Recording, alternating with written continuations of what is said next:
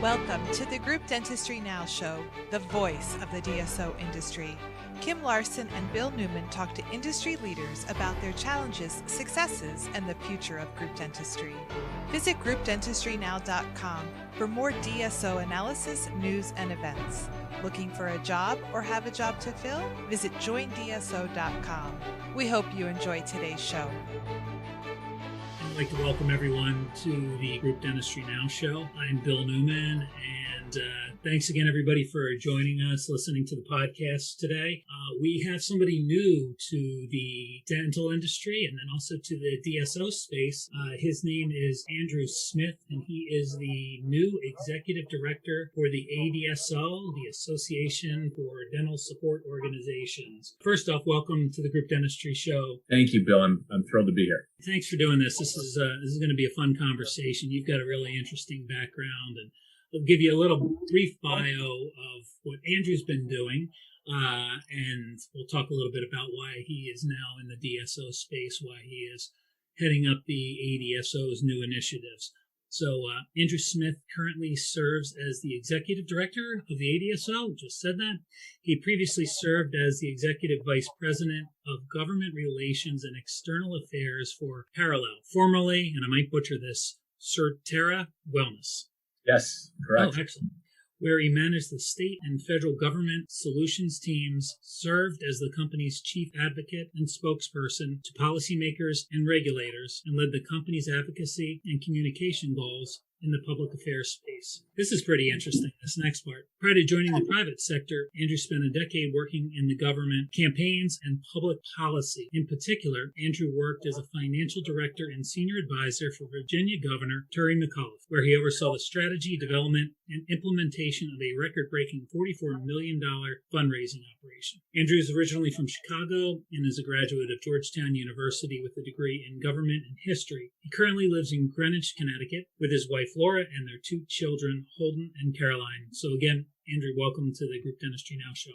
No, thank you. That was a great intro. I appreciate it. First off, I should ask, did I leave anything out with your background? I mean, it's kind of fascinating that you, especially that, working for the governor of Virginia for, what, a decade it looks like. I was lucky where I, right out of college at Georgetown, I had been intrigued with working in government and politics and kind of knew that I wanted to be at least for some time working on campaigns. And I actually started working for then Governor Mark Warner when he was governor of Virginia, and wound up working on his Senate campaign in 2008, and then left Mark in 2011. I worked actually on Obama's reelection doing Mid-Atlantic fundraising, but I always knew Terry McAuliffe when he was a big fundraiser politico for the Clintons.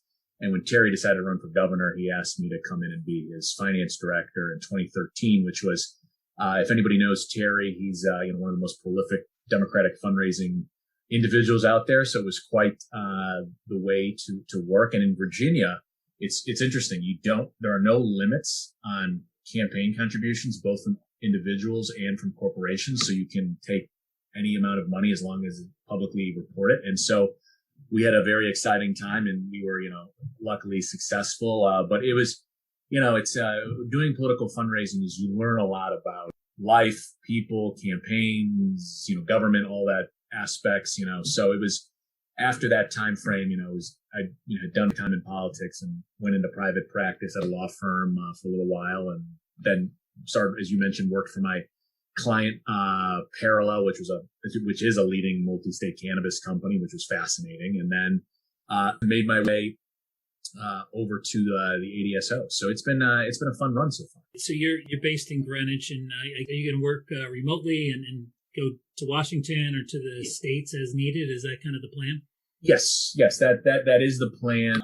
So yes, I've got a home office up here in Greenwich, Connecticut, and then we still have the office down in Washington, which I will, plan to get to frequently, meeting with folks because, as most folks know, there's a lot of stuff that still goes on down in Washington, and because we have so much focus on the states, we'll be traveling to the states, myself, some of our team members on what is happening in specific states. And then obviously with our various board members across the country, I'll be making rounds visiting with them. That's excellent. I mean, everybody, I think, is working remotely now, so you're not uncommon at this point, for sure. Why did you decide to make the move to the ADSO? Let's talk a little bit about that. Yeah. Well, I think, one of the things that was really intriguing about ADSO was the entrepreneurial spirit of not only the business, but its members. And I think when we were talking a little earlier, Bill, it was very impressive to me about how many of our member organizations have rapidly grown over the years, and also how the DSO model is really changing the face of dentistry and the nature of dentistry moving forward. And it's clear that ADSO has a role to play in being the leading dental advocacy group there, and that's something that I think is very intriguing to do. Secondly, my background, as we touched a little on, I had the opportunity to work in campaign and government. And then I also, worked at a law firm advising clients, multi-client lobbying at the state federal level. So I had that experience. I was able to work at a fast-paced growing company in-house, helping build out their government affairs portfolio, their communications aspects, as well as working with the trade association. So when this opportunity to lead and run ADSO, a trade association, I wanted to jump at that because I had spent quite a bit of time advising companies and working with companies that are in a highly regulated space. Obviously, no difference with DSOs, and like I mentioned, entrepreneurial, exciting, and working in the trade association. So I saw it as a confluence of taking my skill set, background, and being able to really bring a lot of energy and focus to ADSO, what already great stuff they've been doing, and really building out from there. So that was the main impetus for jumping over. So let's talk a little bit about this. And so our audience is made up of a lot of different stakeholders. So we've got the emerging groups. I have 3 offices. Maybe I want to get to 20. We have the Heartlands, the Aspens, the Pacifics of the world that are all ADSO members. We have the solo practitioners that may be looking to buy their first practice. They may be looking to sell to a DSO. They may just want to work for one. And a lot of the industry partners as well. And maybe a mix of some investors too, private equity. The reason I mention all that is a lot of them know the ADSO. For folks that don't, or maybe aren't aware, talk a little bit about the purpose. And then I think what would be really important is to talk about where the ADSO is headed. No, great point. I think, I'll keep it brief on ADSO's core mission, because I think many folks are aware, but, ADSO is the advocacy organization for dental support organizations. So I think from a government affairs point of view, we represent our members in diverse set of issues across a multitude of states and the federal government, where we can align and collaborate on a shared government relations strategy, whether it be working with dental boards, regulators, lawmakers, to make sure that the DSO model is obviously continuing, thriving, ability to grow. Are there opportunities where we can expand? Also, and really educating the public, lawmakers and regulators and these dental boards about what a DSO is and where it's growing, and why DSOs are such a vibrant part of the dental industry, and a whole host of issues of providing more patient care, providing great quality care, and a great place to work, and kind of just talking about what that is. So I think that's one core component. And then another key component is our membership and the ability for all shapes and sizes of DSOs and the dental industry and industry partners to collaborate and work together and network and understand, how did some of the larger DSOs get to where they are? Why did they do that? Allow for other industry partners to have interaction with our members, allow folks like on the private equity side to meet individuals. And it's really a great forum for networking, great policy content.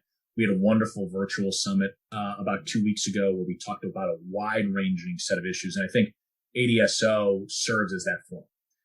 Now, where we're moving, I think this is a very exciting time for DSOs generally, as we all know, but especially the ADSO. I have been tasked, and I'm very excited, with helping build out a strategic vision for ADSO. And, it's going to be in consultation with our board of directors. And we're currently in that phase, and we'll be likely rolling out a lot of what we will be doing coming this fall. And so I think, again, it's to build on what we're doing in government relations. It's to build on what we offer our members, as well as helping kind of define how ADSO will be and will continue to be the premier group for dental advocacy. And, and I think we're in the aspect of defining what that is. And, I don't want to, I'm kind of giving a few of the coming attractions, if you will. I don't want to, ruin the movie for everybody else. So we'll be, coming back to that, probably later this fall. But those are some,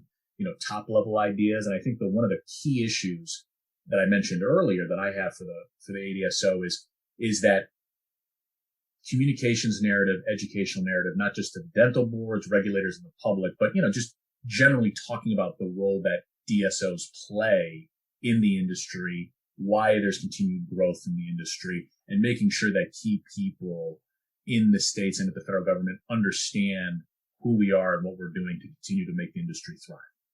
We appreciate the little bit of a sneak peek anyway, Yes. which you're going to unveil this fall. And a couple questions again. Like I said, a lot of the people that listen to this podcast come to our website, are familiar with ADSO. I'd like to talk maybe a little bit about the value of being an industry partner, and then we can also talk about the value. And you talked a little bit about it already, about the value of being a DSO member, but let's take the industry partner piece first.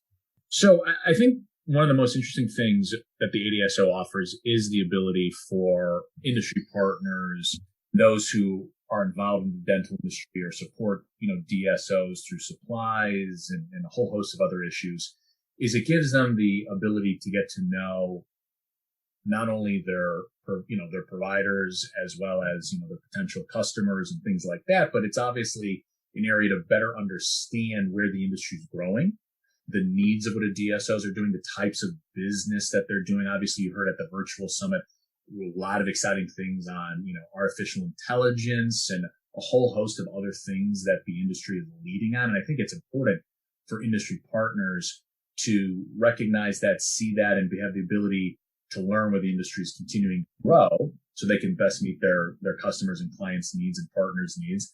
But then it also gives a great opportunity for interaction between those and get to better know folks in the industry. And then as in terms of, DSOs, as I mentioned earlier, what's really fascinating is we have a membership that's very diverse. So, we've got folks that have been in the space from the very beginning that are quite large with multiple offices to those that are starting out or even looking to get into this space. And I think, again, there are a couple value adds to being a member.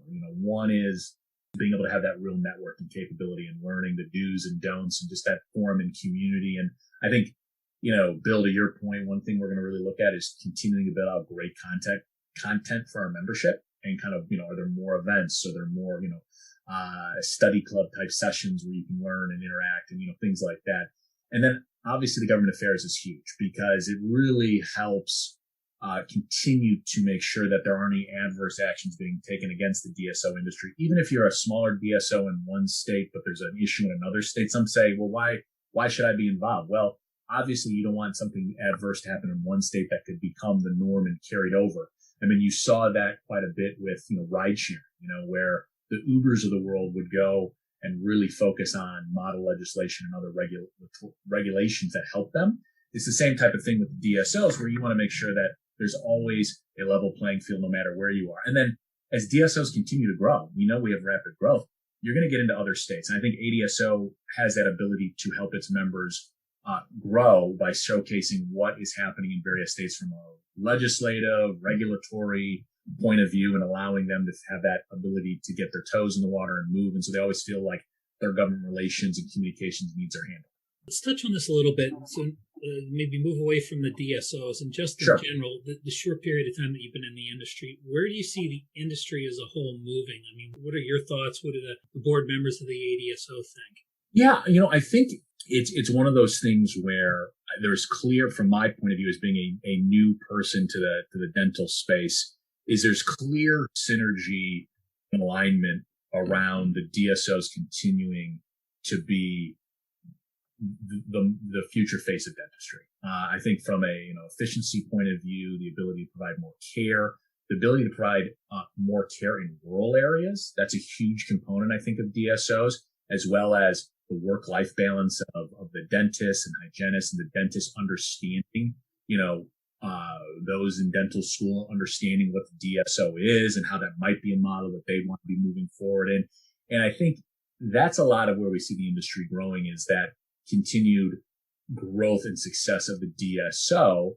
But at the same time, I think, you're going to see even smaller group practices, I think, get more involved in this aspect and recognizing that, what is best for the dentist and what is best for the patient. And I think the DSO fits that narrative very, very well, and providing more care, and all of that. So I think that's where you're going to be seeing things moving. And I think we heard a little of that at the virtual summit from folks. And again, I think there's going to be, candidly more collaboration between a lot of industry groups, and ADSO, and figuring out how, we're all one industry working together to achieve our collective goals. So it's an exciting time. If you can manage to have some collaboration with some of these other dental industry groups, which maybe in the past were adverse to the DSO model for whatever reason, a lot of it probably is just lack of understanding of exactly what the model is, or maybe there were some bad actors, decades ago that had maybe soured a taste. I think that's certainly important. There are a lot of different organizations out there that I think if the ADSO could find a way to partner with, you could really, everybody could grow together. So not just the ADSO, but these other organizations. 100% agree. And I'm a big believer in collaboration is better than nothing. And you may not agree 100% of the time. And, I saw this working in the cannabis industry, trying to get various cannabis groups to work together, was a much taller task. As I like to say, it was like herding cats in a lot of respect, but they, have come together, and you're always stronger as a group than one. And there's so many issues we face. And again, we're aligned on so many issues that it just makes sense to figure out, where are things going? How do we all fit in? You're right. I mean, a lot of it, we heard, at the virtual summit on the dental board front, that a lot of dental boards just didn't fully understand what a DSO was. And now they're, realizing that there are DSO member dentists on these dental boards and understanding that. And, it's just understanding what the model is and how it works. And it's, and I think that's the beauty of this is, it's relationship building.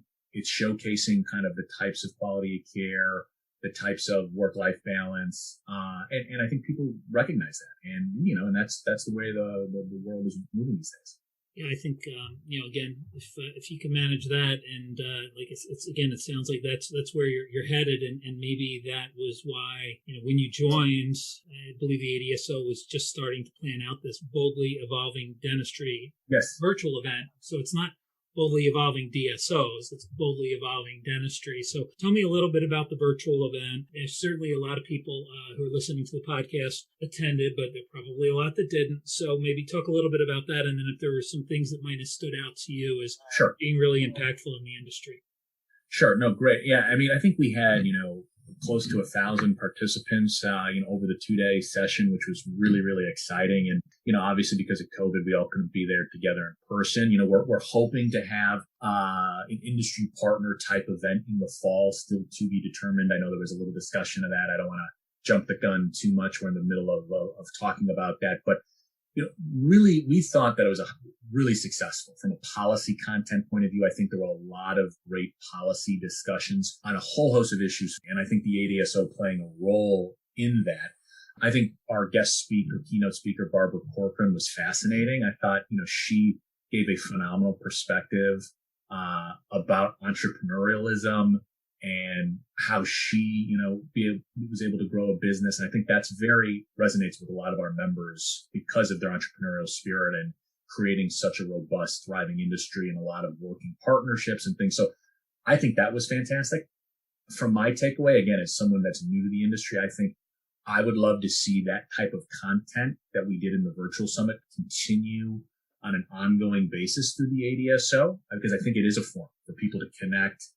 We all have busy lives. It's hard to travel, even when COVID does start to subside. I think having an online forum to connect with our industry partners, connect with fellow DSO community members, and then also having policy content to learn and grow and ask questions. I think that's something that we should continue to do. And I think there's great momentum for us to move forward on that. So I saw it as a huge success. And, one of the things that I found, really fascinating, and this goes back to the last point we were just talking about on collaboration between groups. At the end of the summit, we had folks from ADA, we had folks from the Georgia Dental Association, and we had folks representing the Dental Board Association. All were in a complete agreement about alignment, coordination, and the future of how the DSOs and, dentistry work together, and how dentistry is becoming much more, one oriented focus. And I think the DSO will play that. So I thought it was great content, great networking, great communication, and just great alignment. Sometimes in these forums, Bill, you see people kind of click on, click off, but we had, to my understanding, a very consistent flow of people watching and interacting throughout both days. It wasn't just a kind of sign on, sign off aspect. So sure, really pleased to see that. Yeah, after a year of Zoom meetings and virtual meetings, exactly. That's a testament to the content, because I think there's certainly some Zoom burnout to a bit of a degree. 100%. And I actually, I thought the platform that our team was able to put in place worked pretty well, and it was able to be somewhat, I think it was pretty user friendly for a virtual aspect. And again, my concern was exactly what you said, that in the era of virtual events, that, here's another event, but I think people came for the content and the network. You touched on this briefly, but you talked about the potential for an in-person meeting. Sure. And if so, that would happen possibly in the fall. And that, of course, I guess is up to the state you may have it in, and I guess the board of directors as well, and everybody's comfort level and vaccines. I know you said you had your first shot, right? So you're halfway there. Yes, I'm halfway there. No, which is great. And I think, again, obviously, pending all health related issues and things, some of the thought process is trying to figure out, does it make sense to do an in-person event? I think many of our members and industry partners would certainly like to do something. And I think we see this as an opportunity to do that, should the, health, standards be amenable and be able to do that. We're kind of starting to put the meat on the bones of how we can have an event that is really focused on members as well as industry partners, and kind of be that bridge between the virtual event. And then what we really want to do is as we do an annual event next spring, which we really want to come out and make that kind of the go-to event for dentistry. So we see this as, going to be something that can be that bridge to that, but also give a great opportunity coming out of COVID to kind of discuss all the issues, talk about the, strategic planning and where the industry and plus ADSO is going to be going. So we've, as you can imagine, all things were focused on the Boldly Evolving Dentistry event. And now we're starting to look at, does it make sense to do something like that? But that is something that is on top of mind, and we'll be sharing details as they come together, or if we're able to. Excellent. So yeah, it sounds like regardless of whether you have a fall meeting in person or virtual, or whether, hopefully it does come together, but you're going to go back to having your meeting in the spring as you typically would. Correct. And I think you're going to see too, I think a lot of our senior level board members want this, like, as I mentioned, to be, the event for dentistry. And I think it'd be a great way to kick off, I can't believe I'm going to say it, 2022 in spring. So we'll definitely be moving in that direction, and I'm excited to work on all those things. There's still opportunities for DSOs of all sizes, right, and all business models to join the ADSO, and then also industry partners as well. So let's talk a little bit about maybe the different membership opportunities, and then how, if you're an industry partner, you would join, or how, if you're a emerging group or a large DSO, you can become part of the ADSO. Yeah. Great question, Bill. And thank you. So, as an industry partner, we have a whole host of, what potential dues would be, as well as, kind of the content and other things that able to provide, and other types of sponsorships, pretty straightforward. And again, as I mentioned before, we're very much looking to build out our content that we can provide industry partners specifically. And that's something that I'm, very focused on, as well as our team, to figure out how we can incorporate that and make that even stronger. On DSOs, like we said, we are blessed with a strong membership and a diverse range of DSOs. And so, there are, a few tiers, dues are based on, the kind of tiered that you are at in terms of, revenue and other things, that not too dissimilar than a lot of other associations. And, part of that process is, you can communicate with, one of our team members and or someone from our membership committee that's a fellow DSO member, and, kind of going through and understanding, what you're looking to get out of ADSO, and, hearing from us on what we offer, a little what we've talked about during this podcast. And then the membership committee meets and, make sure that your mission and your thoughts are aligned with ADSO, and, goes from there. So it's a pretty routine and, painless process. You're going to see the ADSO continue to strengthen itself on government relations, on membership, and also the message that we're going to be carrying on to a whole host of policymakers, external stakeholders, and the public and consumers and patients alike. So I think you're going to continue to see the ADSO grow and being a very significant player in dentistry, working with our fellow trade associations and things like that. And again, I think at the end of the day, the ADSO is always going to be an organization that has an open door to communicate and figure out how best to advocate for dentistry. I really want to convey to our members and everything is continuing to elevate dentistry as, an essential healthcare service, and showcasing all the great things that we're doing in dentistry and the oral body connection. And it's going to be an exciting time. I'm honored to be here. And Bill, I look forward to working with you and continuing to achieve those goals. Thanks, Andrew. I appreciate that. And we were happy to get you on the air. And we all are looking forward to meeting you in person at some point. Yes. Hopefully very soon. Me too. Me too. Hopefully we'll all be able to convene together and meet in person. Excellent. Thanks again, Andrew Smith, the new Executive Director of the Association of Dental Support Organizations. Again, thank you, everybody, for listening today to the Group Dentistry Now Show. I'm Bill Newman. Until next time. The Group Dentistry Now Show has listeners across North and South America, Europe, Asia, and Australia. If you like our show, subscribe today, and please tell your colleagues about us.